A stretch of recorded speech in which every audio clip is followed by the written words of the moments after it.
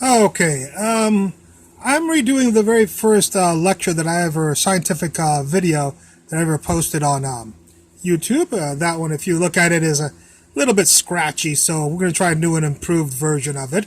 So let's get started. In nuclear physics, sometimes we'll put a 6 kilogram object together with a 1 kilogram object, just using an analogy, and it becomes out to be an 8 kilogram object.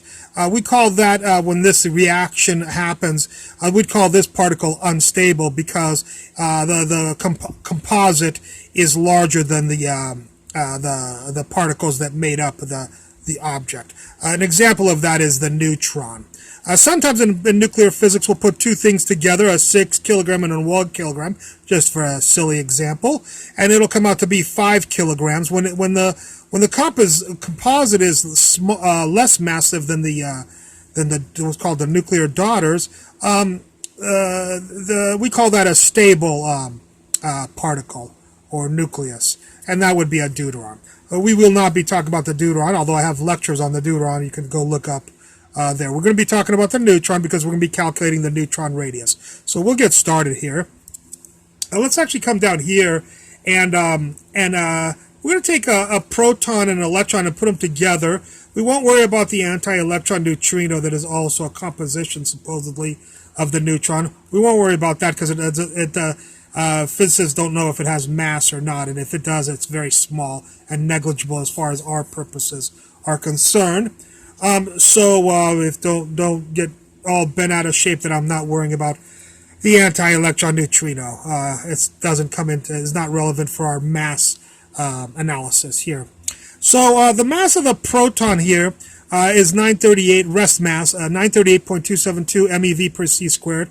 The mass of the electron rest mass is 0.51 MeV per c squared, and the total of these two will be 938.781 MeV per c squared. Now the reason we do this is because when you take a neutron and put it in a box, after about 14 minutes, it explodes into these particles here. The problem was that the mass of the neutron originally was 939.56 here, and so what we wonder is why there's this discrepancy that people not familiar with nuclear physics might call negligible, but nuclear physicists have a problem with this discrepancy between these two masses. Why do the pieces not fit the why do the pieces not sum up to the composition, the composite particle, just like here? Well, we were dealing with the nuclear physics, that's why. Now notice that the neutron is heavier than the pieces, so we do have this situation. So the neutron is unstable and will fission into these. Will fission into these two particles here. Okay. Well, how could we make up, is there any equation that makes up this mass difference between these two things? The only equation that can increase mass is Newton's equation, which is right here. And that says that if you have a rest mass and it's going at a specific velocity, it will have a different mass relative to a different observer. As the velocity, notice, gets towards c, this will go to 0, and so the mass will increase.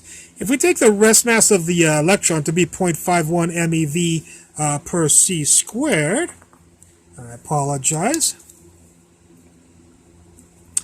and we take a specific velocity of 0.918 c, we'll see where this was reverse engineered. We'll see that in just a second, but let's see how perfectly that matches to what we need to create a neutron. We'll take this and plug it into there, and take this and plug it into here, and we'll get this equation right here. And if you calculate that, you should get 1.288 MeV per c squared, where the velocity does not equal 0 of this, of course. That's also 2.3 times 10 to the negative 30 kilograms if you converted it, and we will need this number here. 2.3 times 10 to the negative 30 kilograms, 1.288 MeV per c squared. I assume you know how to convert it, and if you don't, you can have Google convert it for you. Anyway, so this will be our new mass of the electron.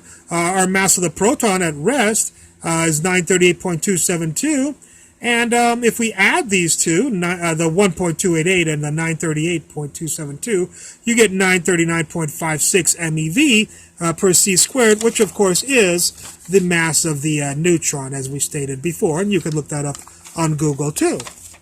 So this was a good velocity to choose to make these two masses add up to be the mass of the neutron. And that's how this velocity was engineered, is by knowing the discrepancy between the mass of the neutron and the mass of the proton.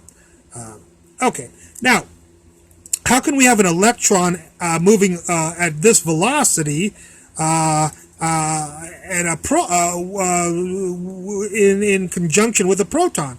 Well, the easiest, and notice the proton is 938 and the electron is 1, so you're looking at something like a car compared to an apple. So I think the electron is a little bit more easily to believe that it would orbit a proton. A 1 pound electron would orbit a 900 pound proton, if we just use an analogy for numbers. Okay, so let's take a look at this scenario. Of course, the proton is positive and the electron is negative, so the electric force will cause this dynamic interaction.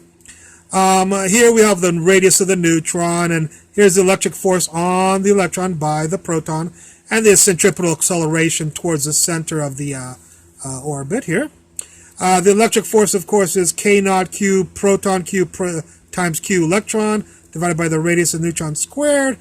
K naught is 9 times 10 to the 9th, charge on the proton, charge on the electron, which are the same, so we can just call it q squared.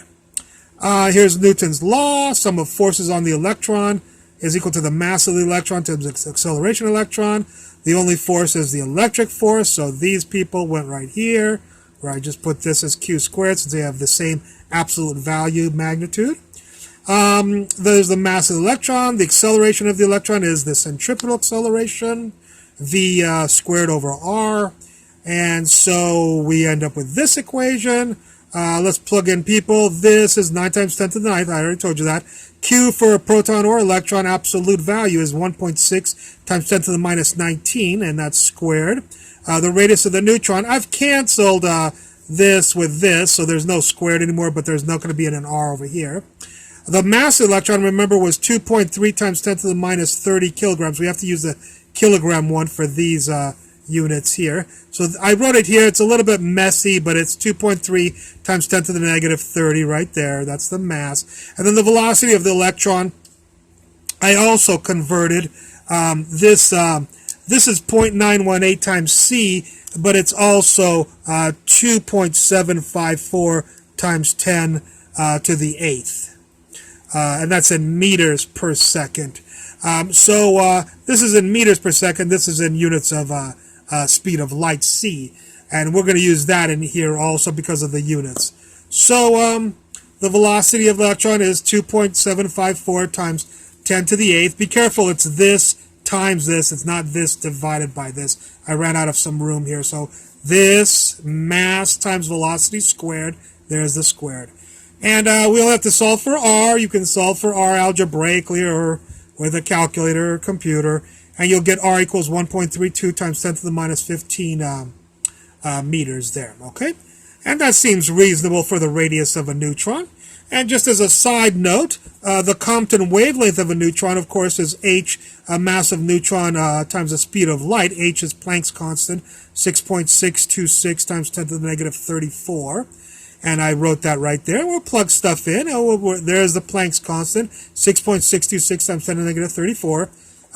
The mass of the neutron is 1.675 times 10 to the negative 27. Of course, that's in kilograms, not in MeV per c squared. And the speed of light is 3 times 10 to the 8th, which is right here. This divided by this times this on the bottom. These are both on the bottom. They're not divided by. Will give you 1.32 times 10 to the minus 15 meters. So it's kind of interesting that the Compton wavelength matches the radius of the neutron. Okay, well, I hope you enjoyed this lecture. And again, it was a lecture, my very first scientific lecture on YouTube. If you want to go look at the other one. The other one's a little bit messy to look at. I didn't have my my stuff done. That's why I didn't do another lecture for 2 years. Anyways, I hope you enjoyed this lecture.